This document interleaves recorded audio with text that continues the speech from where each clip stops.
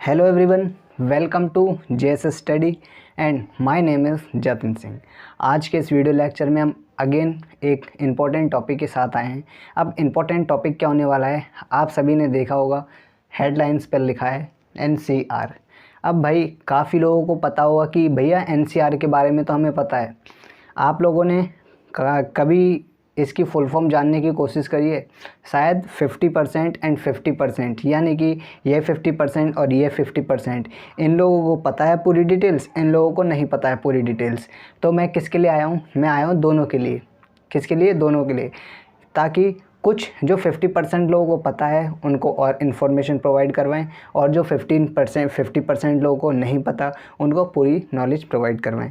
तो चलिए स्टार्ट करते हैं हम अपने एनसीआर। अब काफ़ी लोगों को एनसीआर की फुल फॉर्म भी नहीं पता होगी। मैं गारंटी है, शायद मेरी गारंटी नहीं कह सकता, काफ़ी लोगों को पता है। मैंने कहा ना 50-50% चांस है कि पता है या पता नहीं है। तो एनसीआर की फुल फॉर्म क्या होती है? National capital reason. अगर आपसे कभी भी कोई पूछता है कि एनसीआर मतलब क्या होता है, सबसे पहले तो आप उससे ये पूछेंगे फुल फॉर्म में बताऊं या स्टेट वाइज बताऊं या डिस्ट्रिक्ट वाइज बताऊं। सभी इन्फॉर्मेशन आपको अवेलेबल करवाऊँगा मैं। क्या बात करते हैं एनसीआर के बारे में, तो नेशनल कैपिटल रीजन इसकी फुल फॉर्म होती है। अब ये एनसीआर है, नेशनल कैपिटल रीजन। अब इसकी भी तो कोई ऑर्गेनाइजेशन होगी जो इसको हैंडल करती है, जो इसके ऊपर वर्क करती है। क्या बात करते हैं हम? National capital region planning board. समझ आया? इसी के, यानी कि एनसीआर के आगे पीबी लगा दो, यानी कि एनसीआर पीबी जो एक ऑर्गेनाइजेशन है जो इसको इम्प्लीमेंट करती है, इसके ऊपर वर्क करती है। एनसीआरपीबी की अगर कोई फुल फॉर्म भी पूछे, क्या बताएंगे हम? एनसीआर नेशनल कैपिटल रीजन, आगे पीबी लगा दो, प्लानिंग बोर्ड, यानी कि national capital region planning board. NCRPB एक ऑर्गेनाइजेशन है। अब ये ऑर्गेनाइजेशन क्या काम करती है? इसको इम्प्लीमेंट करती है, इसके ऊपर वर्क करती है। अब क्या वर्क कर रही है देखते हैं। ये जो मैं आपको डाटा प्रोवाइड करवा रहा हूँ ये लेटेस्ट है, लेटेस्ट यानी कि आप लगा सकते हैं कि आज का ही है। यानी कि लेटेस्ट का मतलब करेंटली जो चल रहा है, जो अवेलेबल है, वो इन्फॉर्मेशन प्रोवाइड की जाएगी। क्या है? एनसीआरपीबी एक ऑर्गेनाइजेशन है, इसने अप्रूव्ड करा। क्या अप्रूव्ड करा? कि draft regional plan 2041 according to which the NCR is likely to reduce in size. क्या है? 2041 का एक रीजन प्लान है। अब रीजन प्लान कह सकते हैं हम, जैसे हम प्लानिंग करते हैं किसी भी चीज़ की, तो इसी के टाइप में एक एनसीआरपीबी यानी कि national capital region planning board के द्वारा एक प्लान किया गया है। अब प्लान कब तक का किया गया है? अगर हमारे जैसे एम होता है कि भाई हमें 2 मंथ्स के अंदर, यानी कि 2 मंथ्स के अंदर इतना या इतने हमें कवर करना है। अगर किसी का बिजनेस है तो वो बोलता है कि मेरा इतना टारगेट है, तो इसी तरह एनसीआरपीबी का भी कुछ टारगेट है। इसकी टारगेट क्या है? रीजनल प्लान 2041 इसका एक प्लान है। अब इस प्लान के अकॉर्डिंग क्या देखा गया है? इस प्लान के अकॉर्डिंग क्या देखा गया है कि according to which the NCR के अकॉर्डिंग कुछ ना कुछ likely to reduce in size. एक बार दोबारा से लाइन पढ़ते हैं हम। According to which the NCR is likely to reduce in size, यानी कि एनसीआरपीबी के द्वारा, एनसीआरपीबी एक ऑर्गेनाइजेशन है, इसके द्वारा एनसीआर का जो एरिया है कुछ ना कुछ कहीं ना कहीं रिड्यूस करने की बात कही जा रही है। किसके प्लान में? रीजन प्लान 2041 के प्लान में कहीं ना कहीं एनसीआर के साइज़ को रिड्यूस करने के, यानी कि कम करने की बात कही जा रही है। अब क्या बात कही जा रही है, सबसे पहले हम ये करते हैं। अब सबसे पहली बात ये भी बता दूं कि एनसीआरपीबी है क्या। एनसीआरपीबी मैंने बताया ऑर्गेनाइजेशन है, इसके ऊपर इम्प्लीमेंट या वर्क करती है, प्रमोट करती है, करेक्ट। तो एनसीआरपीबी कब सेटअप हुई थी, यानी कि इसकी स्टेबलाइजमेंट कब हुई थी, इसका फॉर्मेशन कब हुआ था? 1985 में एनसीआरपीबी मैं बार बार आपको बताऊं कि जो फॉर्म, इसकी जो फुल फॉर्म है वो अच्छे से लर्न होनी चाहिए। कभी भी कोई अगर पूछता है तो हम एनसीआरपीबी और एनसीआर की फुल फॉर्म इजी से फॉर्मेट में बता पाएँ, ठीक है। क्या है कि एनसीआरपीबी सेटअप हुई है 1985 में। 1985 में इसकी फॉर्मेशन हुई है। अब इसका जो ड्राफ्ट है, यानी कि जो प्लान है, क्या है कि एनसीआरपी भी किस किस हैं के लिए वर्क करती है। अब वर्क की बात करते हैं, क्या ये promote balanced development of the NCR, यानी कि एनसीआर के अंदर डेवलप करने में हेल्प करती है, प्रमोट करती है, किसी भी एरिया को, किसी भी क्षेत्र को डेवलप करने में ये मदद करती है एनसीआरपी भी एनसीआर के अंदर, टू अवॉइड हैप्हाज़र्ड। अब हैप्हाज़र्ड का मतलब क्या होता है? अब काफ़ी लोगों को पहली बार सुनने को मिला होगा हैप्हाज़र्ड मतलब होता है अव्यवस्थित, जो व्यवस्थित ना हो, जो करेक्टली फॉर्मेशन यानी कि फॉर्मेट में ना हो, उसे कहते हैं हम हैप्हाज़र्ड डेवलपमेंट। ये अवॉइड करती है जो अव्यवस्थित, जो व्यवस्थित तरीके से जो करेक्टली वर्क नहीं होते हैं उनको डेवलप करने में हेल्प करती है, उनको अवॉइड करती है यानी कि उनको हटाती है। एनसीआर एक reason एनविसाज्ड, NCR is even region envisaged in 1985 for coordinate urban development in and around Delhi। क्या कहा है? जो NCR PB है जो वो 1985 में एनविसाज्ड हुई, फॉर्मेशन हुआ। ये क्या काम करती, किसके लिए हुआ? पर इसका जो फॉर्मेशन मेन फोकस ये है कि कोऑर्डिनेट अर्बन डेवलपमेंट, यानी कि जो हमारे रूरल एरिया हैं यानी कि जो गांव के इलाके हैं उनको अर्बन शहरी यानी कि शहरी क्षेत्र को मिलाकर उनका डेवलप्ड करा जाए। एक तरफ है हमारा रूरल एरिया, एक तरफ है हमारा अर्बन एरिया, इन दोनों को मिलाकर, और इसके अंदर दिल्ली भी इंक्लूड है और इसका डेवलप्ड कर सके अच्छे से। ठीक है, बात समझ आई होप। अब क्या है एनसीआर, अगर आपसे कभी कोई पूछता है कि एनसीआर में कितने डिस्ट्रिक्ट आते हैं, आप थोड़ा सा रुकेंगे क्या? अगर आपसे कोई पूछता है तब रुकेंगे, यानी कि अभी रुक जाए मेरी वीडियो लेक्चर देखते हुए नहीं।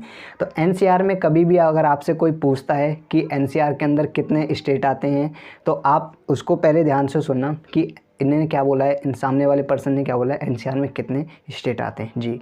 अगर वो उसने तुरंत बोल दिया कि एनसीआर में कितने डिस्ट्रिक्ट आते हैं, जी सुन लिया हमने ध्यान से, कितने पार्ट्स आते हैं सुन लिया, सब सुन लिया, तो हम आंसर क्या देंगे उसको, और मेरा भी आंसर यही रहेगा क्या कि एनसीआर के अंदर 24 डिस्ट्रिक्ट आते हैं। अब 24 डिस्ट्रिक्ट किस किस में आते हैं, यानी कि 3 स्टेट के अंदर। अब 3 स्टेट कौन कौन से हैं? उत्तर प्रदेश, हरियाणा और राजस्थान, और कुछ एंटायर दिल्ली भी है, यानी कि हमारे 4 स्टेट हो गए, उत्तर प्रदेश, हरियाणा, राजस्थान और एंटायर दिल्ली। अगर आपसे कभी कोई पूछता है कि एनसीआर के अंदर 24 डिस्ट्रिक्ट आते हैं, करेक्ट है, एनसीआर 24 डिस्ट्रिक्ट कंसिस्ट करता है कितने स्टेट्स में? उत्तर प्रदेश और हरियाणा और राजस्थान और एंटायर दिल्ली के अंदर भी कुछ पार्ट्स वगैरह होंगे, वो इसके अंदर एनसीआर के अंदर कंसिस्ट करते हैं। ठीक है, 24 डिस्ट्रिक्ट होते हैं एनसीआर के अंदर, ठीक होते हैं, क्या हैं ही। अब क्या कहा गया है कि स्प्रेड, अब इसको फैलाने की बात कही जा रही है, यानी कि इसका जो कवरेज एरिया या बढ़ाया जाएगा, तो ये कहाँ फैली गई है, यानी कि एनसीआर है। अब जब कोई भी चीज़ होती है तो इसका एरिया तो पता रहता है। अगर हम कभी गांव जाते हैं तो हमें पता होता है कि ये कितने किलोमीटर का जो डिस्टेंस ट्रैवल करके हम गए हैं, तो इसी तरह जो एनसीआर है वो कितने एरिया में फैली हुई है। अब फैली हुई एरिया में मतलब हम डेटाबेस के अकॉर्डिंग आपको मैं बताऊं कि 55,083 स्क्वायर किलोमीटर में जो हमारी एनसीआर है वो पूरा कवर कर रखा है। 55,083 स्क्वायर किलोमीटर का जो एरिया है वो एनसीआर के अंदर आता है।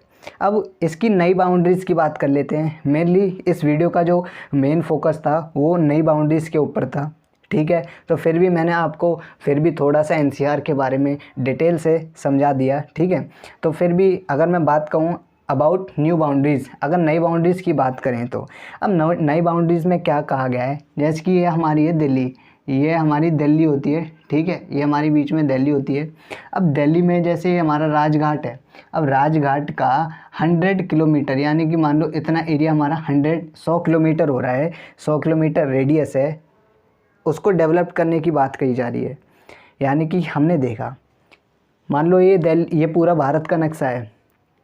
अब मैं भारत का नक्शा नहीं दिखा सकता आपको, भारत का नक्शा है, बीच में हमारा दिल्ली है, इससे हरियाणा भी अटैच है और पंजाब भी और राजस्थान भी, ठीक है, राजस्थान भी अटैच है, ठीक। क्या कहा गया है, जो दिल्ली के अंदर राजघाट है, अब राजघाट जो पॉइंट है उससे 100 किलोमीटर यानी कि 100 किलोमीटर जो उसकी बाउंड्रीज़ है, उसका जो रेडियस है, कहा गया है रेडियस, उसको कवर करने के लिए बात कही गई है, उसको डेवलप करने के लिए बात कही गई है। ये हमारी नई बाउंड्रीज़ है एनसीआर की। अगर आपसे कोई पूछता है कि एनसीआर की नई बाउंड्रीज़ क्या है, आप सभी सिंपली में इसका आंसर रिप्लाई करेंगे कि एनसीआर है जो वो दिल्ली के राजघाट से 100 किलोमीटर के एरिया को, रेडियस को कवर करेगा।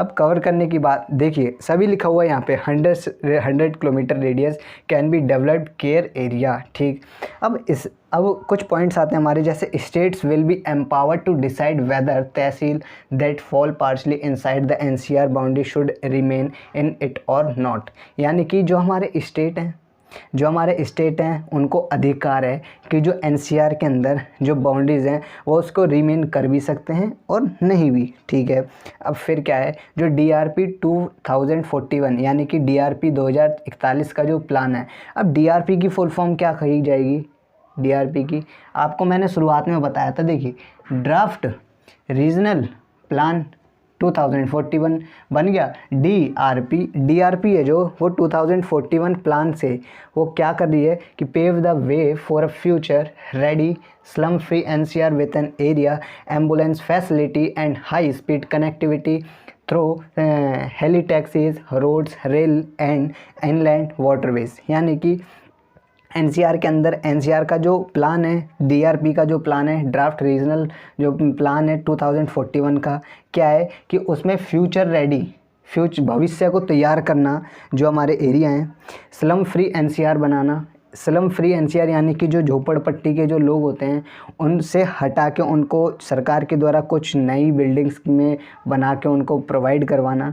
अब मेरे को याद नहीं आ रहा कि घोड़ी गांव था या कहाँ था, वो स्लम इसी के चक्कर में हुआ है कि स्लम फ्री एरिया एनसीआर करना है with an air ambulance facility. वहाँ पे बहुत अच्छी तरीके से एम्बुलेंस की सुविधा प्रोवाइड हो, हाई स्पीड कनेक्टिविटी हो, हेली टैक्सीज़ हों, रोड्स की कनेक्टिविटी बढ़िया हो, रेल्स का डेवलपमेंट बढ़िया हो और हमारा पानी की व्यवस्था बढ़िया हो। यानी कि सब चीज़ अच्छी होनी चाहिए। इसे डीआरपी 2041 का ये प्लान है।